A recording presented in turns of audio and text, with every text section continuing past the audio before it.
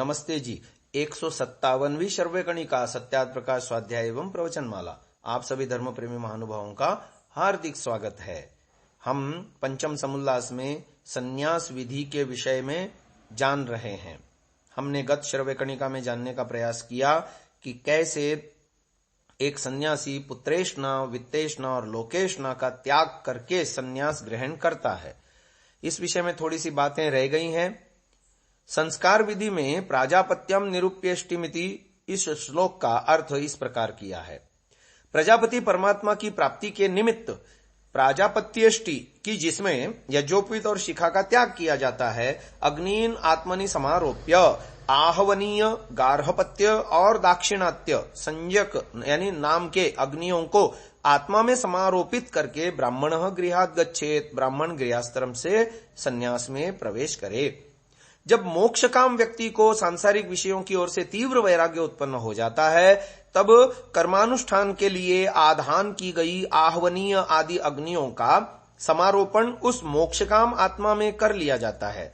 आत्मा में आहवनीय आदि अग्नियों के समारोपण की कल्पना का तात्पर्य यह है, तब बाह्य अग्नि में फलोत्पादक समस्त कर्मानुष्ठानों का परित्याग तथा केवल आत्मज्ञान संबंधी अनुष्ठानों का संपन्न किया जाना। यह आत्मा में अग्नियों के समारोपण का विधान संन्यास ग्रहण करने के लिए होता है। जब इस प्रकार संन्यास आश्रम का ग्रहण करना सिद्ध है, तो अपवर्ग का होना स्वतः सिद्ध हुआ, क्योंकि संन्यास ग्रहण उसी की प्राप्ति के लिए किया जाता है। वैदिक साहित्य में बताया गया कि प्राजापत्य इष्टि का संपादन कर उसमें सर्ववेदस होम करने के अनंतर कर्मकांड साधक आहवनीय आदि अग्नियों का आत्मा में समारोपण कर तीव्र वैराग्य युक्त व्यक्ति संन्यास ग्रहण कर ले। न्याय दर्शन के सूत्र में के भाष्य में वात्स्यायन जी ने लिखा, प्राजापत्याम निरूप्यष्टिम तस्याम सर्ववेदसं हुत्वा आत्मन्यग्नीन् समारोप्य ब्राह्मणः प्रव्रजेदिति श्रूयते, तेन विजानीमः प्रजावित् लोकेशणाभ्यो व्युत्थितस्य निवृत्ते फलार्थित्वे समारोपणम विधीयते। अर्थात ब्राह्मण में आता है कि प्राजापत्यम प्रव्रजेत। इससे हम जानते हैं कि संतान, धन तथा मान की ऐषणाओं से ऊपर उठे हुए और जिसको फल की आकांक्षा भी नहीं रही, ऐसे के लिए समारोपण का विधान है। बोधाय धर्म सूत्र में कहा, तस्य प्राणो गार्हपत्योपानोन्वाहार्यपचनो व्यान आहवनीय उदान समानो सभ्यावसथ्यौ। अर्थात संन्यास का प्राण गार्हपत्य अग्नि, अपान अन्वाहार्यपचन अग्नि, व्यान आहवनीय अग्नि, उदान सभ्य अग्नि और समान आवसथ्य अग्नि है। ऐसे प्रमाणों से स्पष्ट हो जाता है कि जो व्यक्ति पुत्रेष्णा, वित्तेष्णा, लोकेष्णा से मुक्त हो जाते हैं और कर्मफलों की कामना से दूर हो जाते हैं, उन्हीं व्यक्तियों के आत्मा में अग्नि स्थापना की कल्पना का विधान है। इस श्लोक की व्याख्या में ऋषि दयानंद ने ऋग्वेदादि भाष्य भूमिका में लिखा है, सन्यासी परमेश्वर देवता वाली इष्टि को करके हृदय में यह सब कुछ निश्चय करके उस इष्टि यानी सर्ववेदस में शिखा सूत्र आदि का होम करके मनस्वी होकर संन्यास ग्रहण करता है। परंतु यह संन्यास का अधिकारी उन्हीं को है जो पूर्ण विद्वान, राग द्वेष रहित तथा सब मनुष्यों पर उपकार की बुद्धि रखते हैं।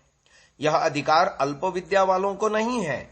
सन्यासियों का प्राणायाम, होम, दोषों से मन और इंद्रियों को रोकना तथा सत्य धर्म का अनुष्ठान ही अग्निहोत्र है। किंतु पहले 3 आश्रमियों के अनुष्ठान करने योग्य जो कुछ भी है, चाहे वह क्रियामय न भी हो, तो भी वह सब कुछ सन्यासियों के लिए नहीं है।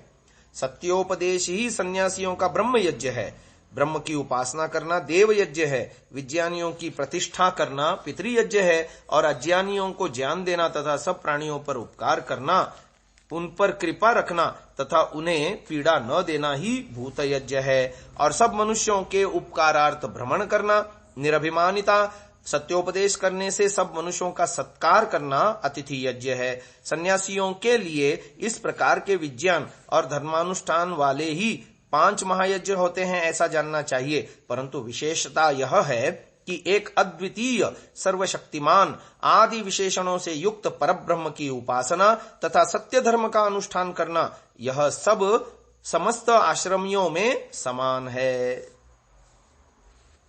अब सन्यासी के विशेष धर्म बता रहे हैं। इसमें बहुत सारे श्लोक बताए गए हैं। सन्यासियों का क्या धर्म है, प्रश्न पूछा और उत्तर में कहा, धर्म तो पक्षपात रहित न्यायाचरण, सत्य का ग्रहण, असत्य का परित्याग, वेदोक्त ईश्वर की आज्ञा का पालन, परोपकार, सत्य भाषण आदि लक्षण समस्त आश्रमियों का अर्थात सब मनुष्य मात्र का एक ही है, परंतु सन्यासी का विशेष धर्म यह है। आगे एक श्लोक बता रहे हैं। दृष्टिपूतम न्यसेत पादम, वस्त्रपूतम जलम पिबेत, सत्यपूताम वदेद्वाचम, मनःपूतम समाचरेत। आगे क्रम दिया है 10 श्लोकों का। मैं पढ़ते जा रहा हूं। 14 श्लोक हैं कुल, नहीं 16 श्लोक हैं। 16 श्लोक हैं, उनका क्रमशः हम व्याख्यान करेंगे। क्रुद्यंतम न प्रतिक्रुध्येत, आकृष्टः कुशलम वदेत, सप्तद्वारावकीर्णा च नवाचमनृताम वदेत। आद्यात्मरतिरासीनो निरपेक्षो निरामिषः, आत्मन्नैव सहायेन सुखार्थी विचरेदिह। क्लृप्तकेश नखश्मश्रुः पात्रीदण्डी कुसुम्भवान्, विचरेन्यतो नित्यं सर्वभूतान्यपीडयन्। इन्द्रियाणां निरोधेन रागद्वेषक्षयेण च अहिंसया च भूतानामृतत्वाय कल्पते। दूषितोऽपि चरेद्धर्मं तत्राश्रमे रतः, समः सर्वेषु भूतेषु न लिङ्गं धर्मकारणम्। फलं कतकवृक्षस्य यद्यप्यम्बुप्रसादकं, न नाम ग्रहणादेव तस्य वारी प्रसीदति। प्राणायामा ब्राह्मणस्य त्रयोऽपि विधिवत्कृताः, व्याहृति प्रणवैर्युक्ता विज्ञेयं परमं तपः। दह्यन्तेऽद्मायमानानां धातूनां हि यथा मलाः, तथेन्द्रियाणां दह्यन्ते दोषाः प्राणस्य निग्रहात्। प्राणायामैर्दहेद्दोषान् धारणाभिश्च किल्बिषम्, प्रत्याहारेण संसर्गान् ध्यानेनानीश्वरान् गुणान्। उच्चावयवेषु भूतेषु दुर्ज्ञेयामकृतात्मभिः, ध्यानयोगेन सम्पश्येत् गतिमस्यान्तरात्मनः। अहिंसयेन्द्रियासङ्गैर्वैदिकैश्चैव कर्मभिः, तपसश्चरणैश्चोग्रैः साधयन्ति ह तत्पदम्। यदा भावेन भवति सर्वभावेषु निःस्पृहः, तदा सुखमाप्नोति प्रेत्य चेह च शाश्वतम्। चतुर्भिरपि चैवैतैर्नित्यमाश्रमिभिर्द्विजैः, दशलक्षणको धर्मः सेवितव्यः प्रयत्नतः। धृतिः क्षमा दमोस्तेयम्, शौचमिन्द्रियनिग्रहः, धीर्विद्या सत्यमक्रोधो, दशकम् धर्मलक्षणम्। अनेन विधिना सर्वास्त्यक्त्वा संगान् शनैः शनैः, सर्वद्वन्द्व विनिर्मुक्तो ब्राह्मण्येवावतिष्ठते। ये मनुस्मृति के 6 अध्याय के श्लोक हैं। तो इसके एक एक करके अर्थ बता रहे हैं। जब सन्यासी मार्ग में चले तब इधर उधर न देखकर नीचे पृथ्वी पर दृष्टि रख के चले।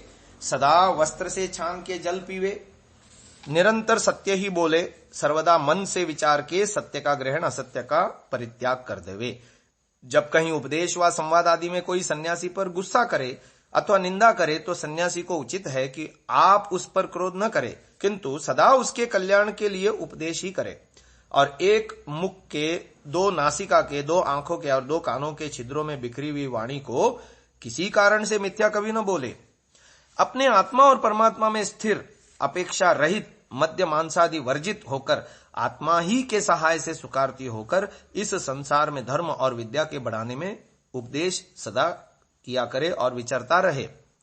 केश, नख, दाढ़ी, मूछ का छेदन करवावे। सुंदर पात्र, दंड, कुसुम्ब आदि से रंगे हुए वस्त्रों को ग्रहण करके निश्चित आत्मा समस्त भूतों को पीड़ा न देकर सर्वत्र विचरे। इंद्रियों को अधर्माचरण से रोक, राग द्वेष से छोड़, सब प्राणियों से निर्वैर वर्त कर मोक्ष के लिए सामर्थ्य बढ़ाया करे। कोई संसार में उसको दूषित व भूषित करे तो भी जिस किस आश्रम में वर्तता हुआ पुरुष अर्थात सन्यासी सब प्राणियों में पक्षपात रहित होकर स्वयं धर्मात्मा और अन्यों को धर्मात्मा करने में प्रयत्न किया करे। और यह अपने मन में निश्चित जाने कि दंड, कमंडलु और काषाय वस्त्र आदि चिन्ह धारण धर्म का कारण नहीं है। मनुष्य आदि प्राणियों की सत्योपदेश और विद्यादान से उन्नति करना सन्यासी का मुख्य कर्म है। क्योंकि निर्मली वृक्ष का फल पीस के गदरे जल में डालने से जल का शोधक होता है, तदपि बिना उसके डाले उसका नाम कथन व श्रवण मात्र से जल शुद्ध नहीं हो सकता। इसलिए ब्राह्मण अर्थात ब्रह्मविद सन्यासी को उचित है कि ओंकार पूर्वक सप्त व्याहृतियों से विधि पूर्वक प्राणायाम जितनी शक्ति हो उतनी करे, परंतु 3 से न्यून प्राणायाम कभी न करे। यही सन्यासी का परम तप है। क्योंकि जैसे अग्नि में तपाने और गलाने से धातुओं के मल नष्ट हो जाते हैं, वैसे ही प्राणों के निग्रह से मन आदि इंद्रियों के दोष भस्मीभूत हो जाते हैं। इसलिए सन्यासी लोग नित्य प्रति प्राणायामों से आत्मा, अंतःकरण और इंद्रियों के दोष, धारणाओं से पाप, प्रत्याहार से संग दोष, ध्यान से अनीश्वर के गुणों अर्थात हर्ष शोक आदि अविद्या जीव के दोषों को भस्मीभूत करे। इसी ध्यान योग से जो अयोगी अविद्वानों को दुख और जानने योग्य छोटे बड़े पदार्थों में परमात्मा की व्याप्ति, उसको और अपने आत्मा में अंतर्यामी परमात्मा की गति को देखे। समस्त भूतों से निर्वैर होकर इंद्रियों के विषयों को त्याग, वेदोक्त कर्म और अति उग्र तपश्चरण से इस संसार में मोक्ष पद को पूर्वोक्त सन्यासी ही सिद्ध कर करा सकते हैं, अन्य नहीं। जब सन्यासी समस्त भावों में अर्थात पदार्थों में निष्प्रिय, कांक्षा रहित और सब भीतर बाहर के व्यवहारों में भाव में पवित्र होता है, तभी इस देह में मरण पाके निरंतर मोक्ष सुख को प्राप्त होता है। आज की इस बात को यही विराम देते हैं। 10 लक्षण युक्त धर्म की चर्चा हम कल करेंगे। ओम।